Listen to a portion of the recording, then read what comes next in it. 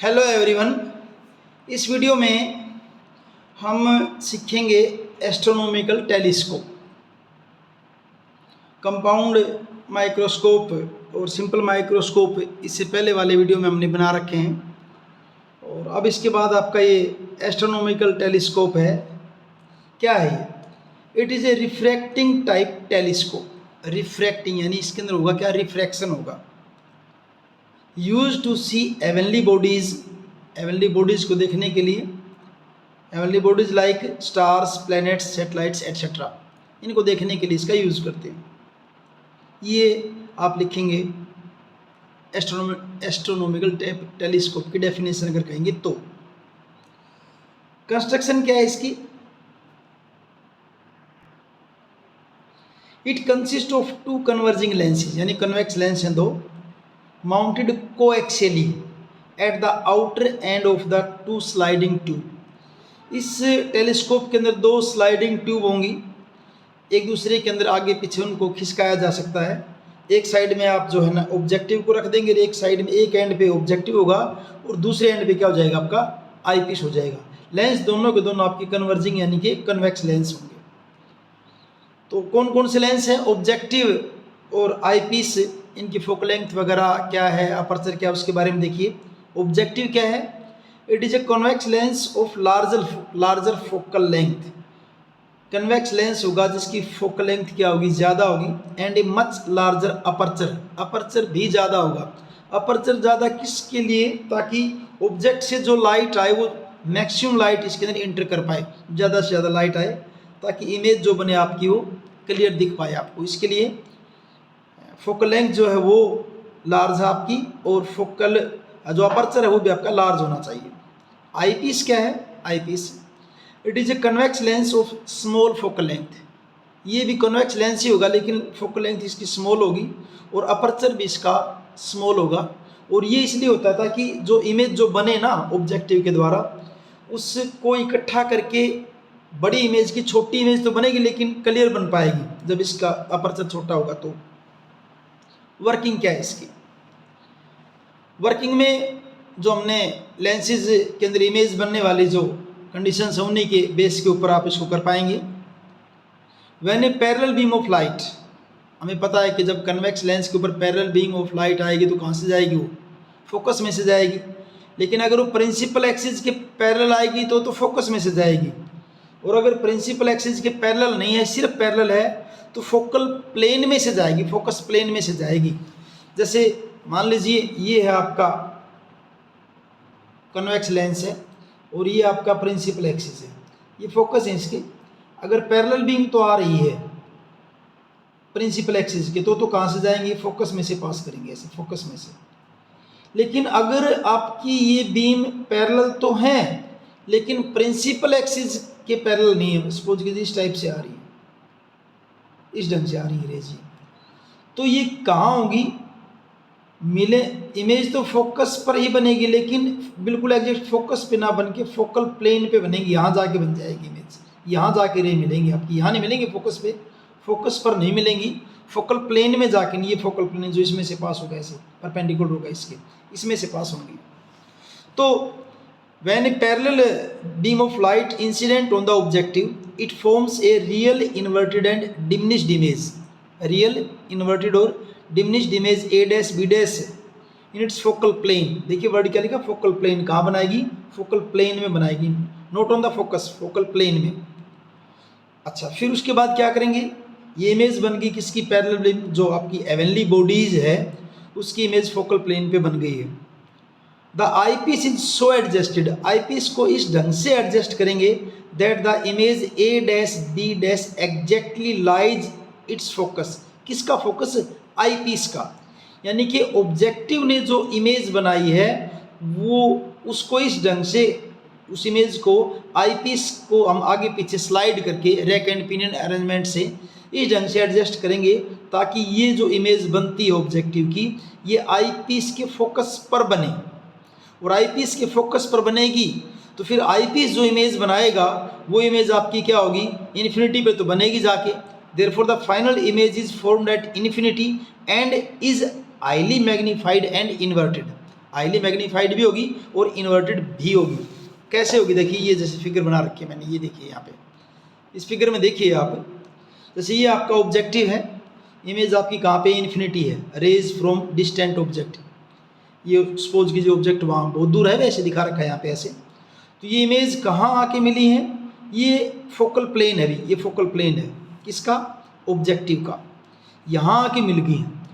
तो यहाँ आके इमेज बनी आपकी, कौन सी इमेज बन गई, ए डैश बी डैश।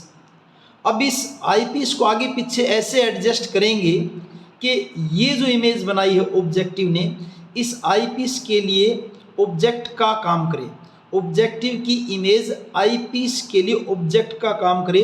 और कहाँ पर बने, ये आई पीस के फोकस पर बने। यहाँ एफ ई लिखा है, यानी कि यहाँ पे क्या है, एफ ई है, इसका फोकस है आई पीस का। और हमें पता है कि जब फोकस पर कोई इमेज, फोकस अब ऑब्जेक्ट है, इसके लिए फोकस पर अगर कोई ऑब्जेक्ट है तो उसकी इमेज कहाँ बनती है, इन्फिनिटी पे। तो इमेज जाके कहाँ, यहाँ इन्फिनिटी पे बनेगी। उधर ऑब्जर्वर यहाँ है, इमेज इधर इन्फिनिटी पे बनी हुई, ये लाइन नहीं है यहाँ पे, ये नहीं है।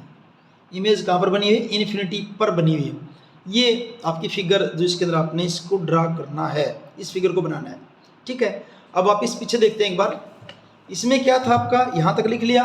अब मैग्नीफाइंग पावर क्या होती है, पीछे हमने माइक्रोस्कोप में भी किया है, कंपाउंड माइक्रोस्कोप में भी किया है। क्या होती थी magnifying power, M is equal to angle subtended at eye by final image. Final image ने आई के ऊपर क्या एंगल बनाया है, वो टू द, यानी कि इसके बटा, इसके नीचे क्या आपका, angle subtended at eye by object.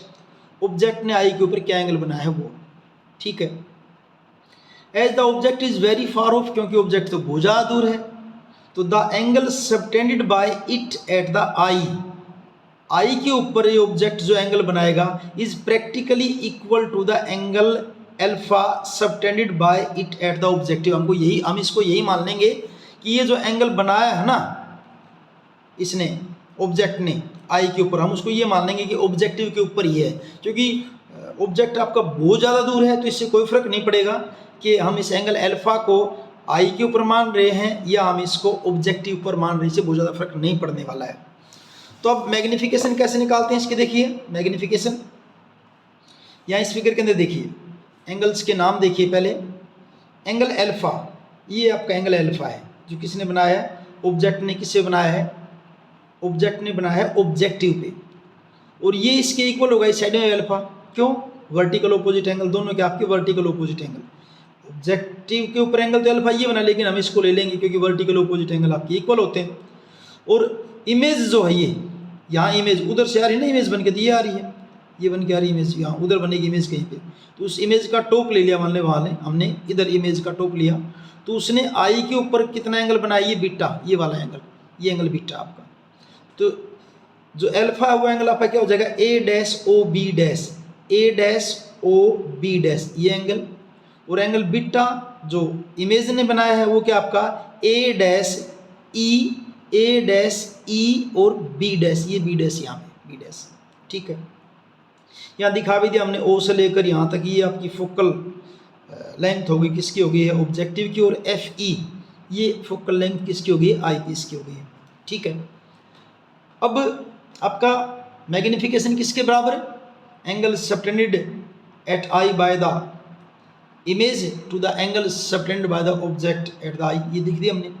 Beta और अल्फा को हम क्या लिख लें, टेंजेंट बीटा और टेंजेंट अल्फा। क्यों लिख लिया, क्योंकि पहले भी लिखा है, इससे पीछे वाले में भी, because alpha and beta are small angles. आपके अल्फा और बीटा क्या है, स्मॉल एंगल है, इसलिए हम बीटा और अल्फा को टेंजेंट अल्फा और टेंजेंट बीटा और टेंजेंट अल्फा लिख लेते हैं।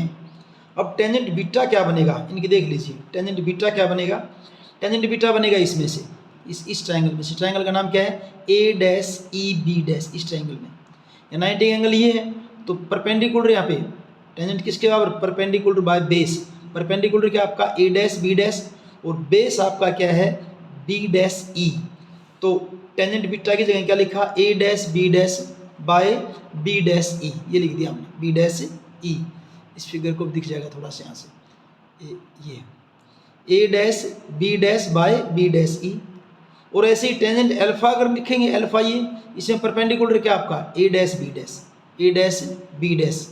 और बेस आपका क्या बनेगा ओ बी डैश, बेस आपका क्या बन जाएगा ओ बी डैश।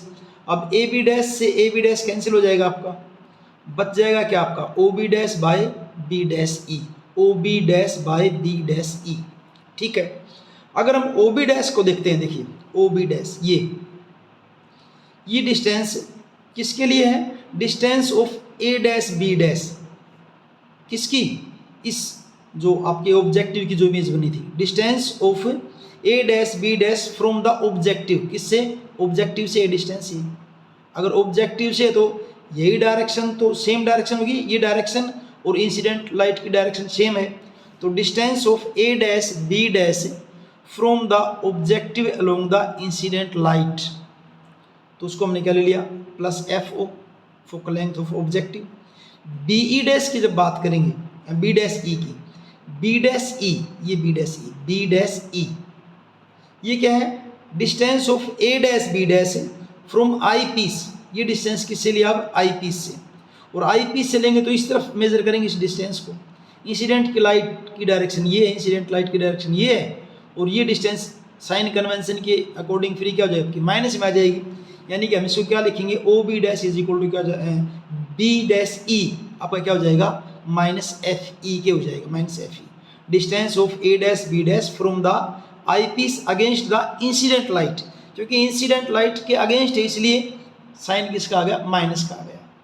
तो आपका m किसके बराबर लिखा था हमने, m बराबर लिखा था O B dash by B dash E, O B dash को हमने किसके बराबर लिखा plus F O, B dash E को हमने क्या लिखा माइनस एफ ई, तो m इज इक्वल टू क्या बनेगा आपका मैग्निफिकेशन क्या होगा आपका minus F O by F E, और यहाँ से हम देख रहे हैं कि मैग्निफिकेशन ज़्यादा से ज़्यादा कब होगी, for large magnification power F O आपकी ऑब्जेक्टिव की focal length will be greater than F E, F E से जितनी ज़्यादा होगी उतनी ज़्यादा इसकी क्या हो जाएगी मैग्नीफाइंग पावर होगी, और साथ में नेगेटिव साइन लगा हो तो नेगेटिव साइन का मतलब क्या है, इमेज आपकी क्या होगी इन्वर्टेड होगी as compare to object, object को देखते हुए आपकी इमेज क्या बनेगी रियल बनेगी, और क्या क्या बनेगी आपकी इमेज यहाँ पे क्या बनेगी रियल बनेगी इन्वर्टेड बनेगी, रियल बनेगी और क्या बनेगी आपकी इन्वर्टेड होगी, और मैग्नीफाइड तो होगी, मैग्नीफिकेशन के तुम सारा कर ही रहे हैं। तो इस ढंग से आपका ये जो एस्ट्रोनॉमिकल टेलीस्कोप जो है कंप्लीट है।